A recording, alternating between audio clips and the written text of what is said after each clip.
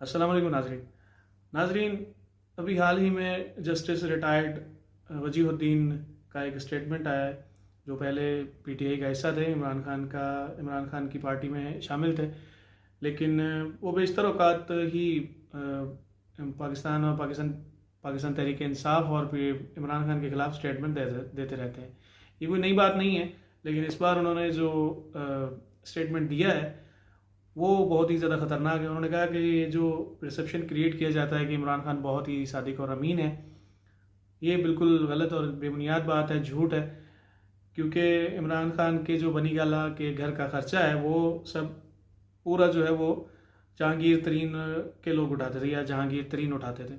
जहांगीर तरीन का इसमें वाज़ह स्टेटमेंट आया है, उन्होंने तो इस बात की तरदीद कर दी है कि ऐसा कुछ भी नहीं है, ऐसे मामलात बिल्कुल नहीं है। ये जो उन्होंने बात की है सरासर गलत। जस्टिस रिटायर्ड वजीहुद्दीन पहले पीटीआई का हिस्सा थे। उनको इसलिए निकाला गया था क्योंकि वो पार्टी में ही एक पार्टी क्रिएट करना चाहते थे और एक दूसरे के ही खिलाफ जो हैं बयानबाजी किया करते थे।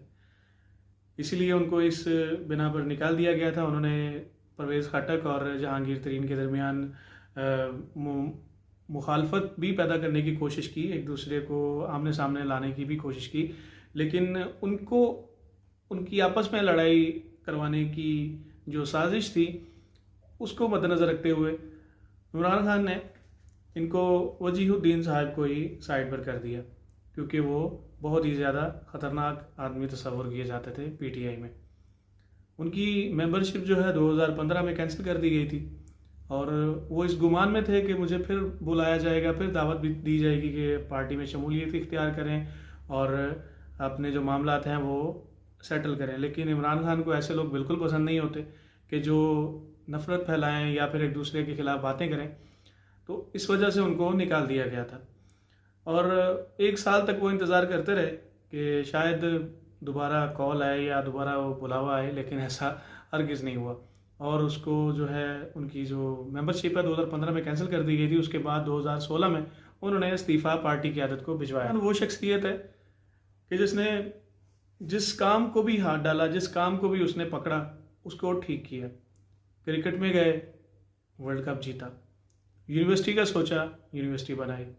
शौकत खानम हॉस्पिटल का सोचा, शौकत खानम हॉस्पिटल भी बनाया। अभी इंशाल्लाह कराची में भी उसकी जो है उसके जो स्ट्रक्चर है वो भी कंप्लीट हो जाएगा। तो ऐसे इंसान के बारे में इस तरह की जो बातें करना और बेबुनियाद और मनगढ़ंत बातें करना, ये बहुत ही गलत बात है। इमरान खान वो शख्स है जो चाय के साथ भी बिस्किट मुश्किल से देता है। वो कैसे अपने घर का जो बजट है, अपने घर का जो खर्चा है, वो 30 लाख तक या 50 लाख तक कर सकता है। ये बातें बहुत ही बेबुनियाद हैं। यही बातें अगर आप नवाज शरीफ साहब के बारे में कहें या शहबाज शरीफ साहब के बारे में कहें तो ये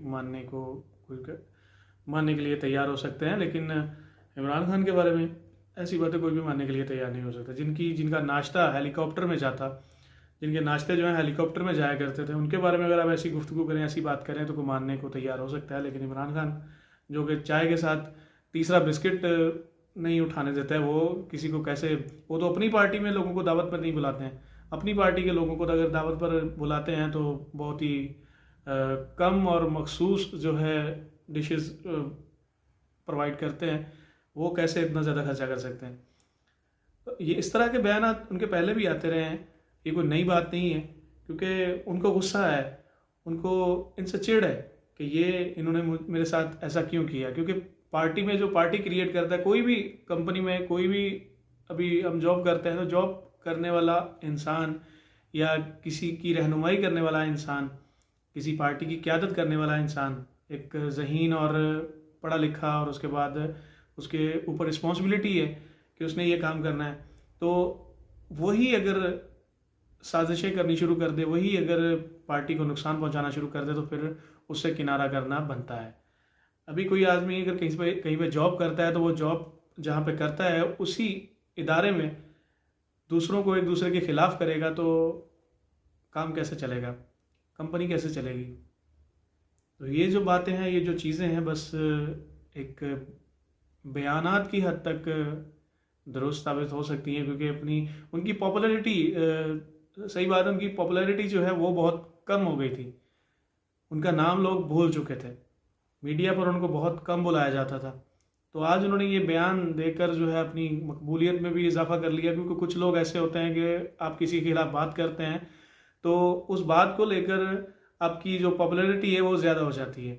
अब लोग आपको जानना ज़्यादा शुरू कर देते हैं कि आप क्या हैं, कौन हैं। मेरे ख्याल से इससे पहले 2015 की बात है, तो 6 साल तो हो ही गए हैं इस बात को। 6 साल तो हो ही गए, उनको मेंबरशिप उनकी कैंसिल हुई है, तो कौन जानता होगा उनको। इसलिए उन्होंने ऐसा बयान दिया कि दूसरों को पता चले कि मैं भी हूँ, मैं भी इसी पार्टी का हिस्सा था, मैंने भी इस पार्टी के लिए मेहनत की है, स्ट्रगल की है, बेशक वो 2 नंबर तरीके से की है, लेकिन की है। तो इस तरह की जो बातें हैं, इस तरह के जो बयानात हैं वो सूट नहीं करते। अगर आपने अपनी पॉपुलैरिटी में इजाफा करना ही है तो और बहुत से तरीके हैं। इस तरह किसी पर इल्ज़ाम तराशी करके, इल्ज़ाम लगाकर अगर आप अपनी पॉपुलैरिटी में इजाफा करना चाहते हैं तो उसका कोई फ़ायदा नहीं है। लोग आप पर कीचड़ उछालेंगे, लोग आप पर तंज करेंगे, आप पर तनकीद करेंगे, और उससे ज़्यादा फिर बुरा जो है वो नहीं हो सकता है। मेरे ख्याल से जितने पीटीआई के लोग उन पर तनकीद कर रहे हैं, शायद ही है कि उनकी बर्दाश्त से बाहर हो, क्योंकि बहुत सी मीम्स ऐसी बन जाती हैं कि वो देखना इंसान खुद गवारा नहीं करता है।